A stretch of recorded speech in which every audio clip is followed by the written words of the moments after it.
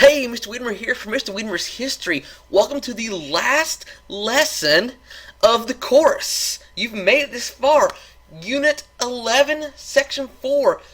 It's been a long ways from Reconstruction here to modern America. Thanks for coming along with the journey, and I hope you learned a lot about American history. So here, let's get started on the last one, modern America. 11.4, you guys will be able to analyze the presidencies from Ronald Reagan to Barack Obama. Alright, first off, we'll start off with the Ronald Reagan years. Alright, Reagan was elected president in 1980 after Carter thought he was gonna win re-election. But with the botched Iranian hostage crisis, that didn't work out too well. And as soon as Reagan became president, the hostages were released and came home. Alright, so he promised economic growth and development and a strong military defense. He had this thing called Star Wars, his vision of shooting missiles out of the sky with lasers. Alright, and so he also brought this tide of conservatism, of this conservatism. Also, you're going to have conservative, Christian, Republican are all going to go hand in hand starting here in the 80s. Alright, and so conservatism, Ronald Reagan, bringing conservatism back. Alright, he fought communism more vigorously than the last few previous presidents, specifically in Latin America, because we cannot have communism in our backyard. No way. Alright, things were getting better with USSR, they're collapsing, and they had the detente with Nixon, but we can't have it in our own backyard, so he's going to fight that very big. Alright, another big thing with Reagan was Reaganomics. Okay, he's also known as trickle-down economics, supply-side economics. Basically, tax cut the rich, the companies, alright, and invigorate the upper echelon society, big business, and the rest will trickle down, alright, to the rest of America. Okay, Reaganomics. Tax cuts, cut back on government spending, corporate taxes were reduced, as well as lowering federal income taxes for the rest of America. So we're cutting taxes, and we're cutting back on government spending. Reaganomics, trickle-down effect, just like Harding, just like Hoover. Reagan's going to come in and do the same. Reaganomics, trickle-down economics. Alright, Reagan's second term, Soviet President Mikhail Gorbachev, actually the Soviet premier, they're not called presidents, the Soviet premier, Gorbachev, began changing the Soviet Union for the better. He called the new program Perestroika, which is restructuring of the government, and also a period of glasnost, which would be political openness. Okay, because the Soviet Union is very closed off, and now we're going to be political openness starting in the 80s. He's trying to think things. The new Soviet Union was collapsing. He's trying to change it to be more open, to be better, so maybe it can sustain itself. Alright? The most famous speech Reagan ever made, Mr. Gorbachev, tear down this wall. Alright? And so, about tearing down the Berlin Wall. We need to end this Cold War. Alright? Let's get done. Alright, Bush, Reagan's vice president, is going to win the presidency in 1988. Alright, November 1989, the Berlin Wall came down. Alright, and Reagan gets credit for ending the Soviet Union. Alright, ending communism. Alright, so Eastern Europe broke up into independent countries. Soviet Union fell on December 25th, 1991 from an eternal collapse. No outside force. We didn't take over. They just collapsed from within. Economically, things weren't going well. Communism was not sustaining them. It was not good.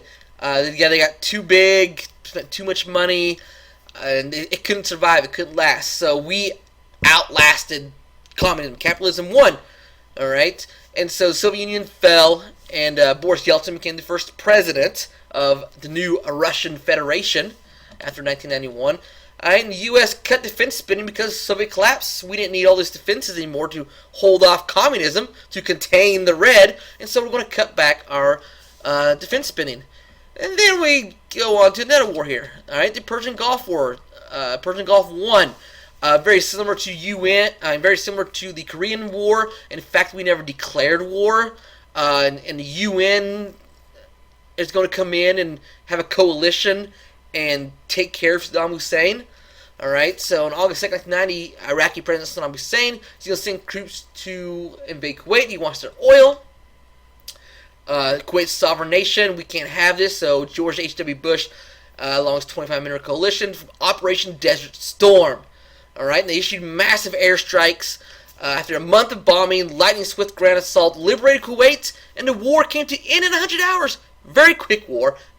We liberated Kuwait, and Saddam Hussein was on the run. All right, while he was on the run, he burned all of these oil fields along the way. Great. Thank you, Saddam. And this is also the first war that was live on television. Now, Vietnam War was first war televised. That didn't help out public opinion there. This is first one live on television. You've seen the action as it was going down. I remember watching it when I was a kid. All right, just the bombing of these cities at night, these massive airstrikes. And I remember watching that on TV. I remember having little trading cards of soldiers from the Operation Desert Storm. It was a big deal. We haven't had a war in a long time, and so kind of got the American military built back up and more confident and moving forward. This Persian Gulf War. All right, quick review. Reagan became president, bringing an age of conservatism. His economic program was titled Reaganomics, trickle-down supply size, other names for it. USSR became more open. November 1989, the Berlin Wall came down. Soviet Union fell. December 25th, 1991, from internal collapse. U.S. cut defense spending because of Soviet collapse. And George H.W. Bush was helping 25-nation coalition, has Operation Desert Storm. All right. Also in the 80s, we have an economic boom. We have all this new technology and then television, cable television, MTV, pop stars. It's just really big. The 80s, just the massive pop culture in the 80s. Things are going really well for America in the 1980s. And then the big miracle win when the United States beat Soviet Union and hockey, that was a big deal, and it just really signified that the United States wins the Cold War. The United States won the Cold War. All right, we win. All right, migration. Okay, during the 20th century, Americans migrated west and south. Technology, jobs, and the invention of air conditioning caused migration of people southwest United States. Most of the population is concentrated around large cities, urban centers. The Rust Belt is the old industrial base in the U.S. located in the northeast. These are your manufacturing, your car, steel and car factories, and people moving southwest. New manufacturing base in the United States located in the southwest. This is technology jobs. It's called the Sun Belt. So we move to the Rust Belt to the Sun Belt. Let's see. First, the migration, the Great Migration of African Americans moving out of the South. Too much discrimination. We're moving into the cities, the factories, getting better jobs, moving out west. Okay, the Great Migration. All right, here's the industrial heartland. This is now called the Rust Belt. Okay, automotive industry, the steel industry. This was the heartland of America in the industry. And then when the industry kind of collapsed and people lost jobs, like Detroit now, it's like the bankrupt city when it was premier city in America, Paris of America, and now it's just in ruins, a shell of its former self. Primarily because of this, the Rust Belt. People losing jobs, moving away. Losing jobs and moving away. As you see, we're moving west, moving south, moving west. We're getting out of the northeast here. Moving west. That's American migration. We're moving west, post-World War II. And you see more migration. You see people losing population and all these gaining down here in the southwest. And Missouri gains 3,000 people from the migration here. Fastest growing areas in the south, you see light blue. All these people up here, the Rust Belt. People leaving, moving south, moving west. All right, new kind of jobs, technology jobs. Air conditioning allows people to live in these hot areas. All right, you see population centers around cities, and that's where people live. Chicago, New York, Philadelphia, L.A., San Francisco, Seattle. People are going to migrate and move around cities, industrial cities. That's where most people in America live.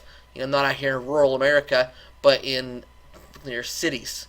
All right, a big thing, Silicon Valley. Now, Silicon Valley is actually trying to, become their own state. Like try to create 6 states, I believe, out of the state of California, and Silicon Valley would be a state by themselves. This is where all the computer technology center located. Your Apple computers, Google, all that's located in Silicon Valley, California. And we have the Bible Belt, Midwest, South, most religious and conservative region of the United States. I said, Texas, most conservative state. California, most liberal state. This is the Bible Belt. Yeah, Missouri is in there. Kansas. This is the most, Christian, conservative, Republican. Now, the whole Democratic South has changed a lot. Now it's more conservative and Bible-based, Bible Belt. All right, next up, Bill Clinton, the 1990s. All right, many Americans believe the government had grown too big, taxed too heavily, so Clinton's going to come in and promise a smaller government, a reinvented government. And he's going to focus on the economy with the slogan sitting above his desk, "It's the economy, stupid." All right, and so he proposed computer technology. All right, shrunk the size of the government. His Vice President Al Gore claims to invent the internet. And the internet, computing, and this computer technology just skyrockets and used the government in just the hands of people, especially with Windows 95. And just PC, computer revolution is coming and is here in the late 1990s. All right, Clinton tried to get universal health care in 1994. His wife really big on that, Hillary. That failed. All right, Clinton's presidency coincided with the largest and longest economic boom in United States history. Things were going good. He was at the right place at the right time. All right, but he has some, we called out of office problems. He was impeached in 1998 for perjury and obstruction of justice. Denied having inappropriate relations with Monica Lewinsky. I did not have sexual relations with that woman, Miss Lewinsky. All right, and so he lied under oath, and so he gets charged with perjury, lying under oath, and obstruction of justice. He gets, impeached, just like Andrew Johnson. All right. Now, Bill Clinton, all right, going to be impeached for perjury. Not because he cheated on his wife, not because he messed around, had, relations with an intern, but because he lied about it under oath. And America foreign policy this time is all about global involvement. Okay, global involvement. There are problems in Somalia, Bosnia and Herzegovina. There's like the ethnic cleansing going on in these places. America's going to help out in both conflicts. Like I said, global involvement. We're going to get involved in global affairs. We are the superpower of the world. We need to help out wherever life is in danger, and so we're going to be globally involved. Also, September 13, 1993, Yitzhak Rabin, the PLO, and Israel are going to reach a peace agreement. As you all know, that didn't last, because as I'm speaking right now, Israel and Palestine are killing each other once again. It's a never-ending process. It's never going to end. We're never going to have peace in the Middle East. You just can't see that happening.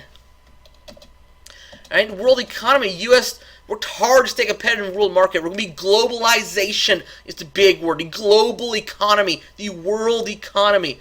And to help trade, to help boost our economy, we're going to create NAFTA. Basically, we're getting rid of tariffs between Mexico, the United States, and Canada. No more tariffs. Okay, NAFTA. Globalization. Towards the new century, Bush became president in 2000. Controversial victory over Al Gore. Came down to Florida and his hanging chads.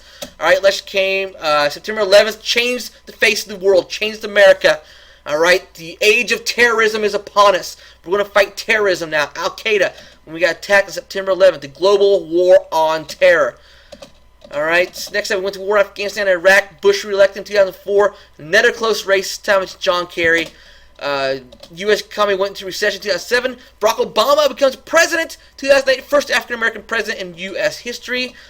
All right, President Obama passed a historic health care reform bill in March 2010. Okay, Obamacare, very controversial. Okay, war in Iraq ended in December 2011. The war in Afghanistan is slated to end in December of 2014.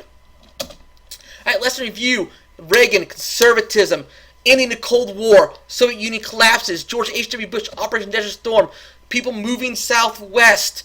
During America's large urban centers. War on terror.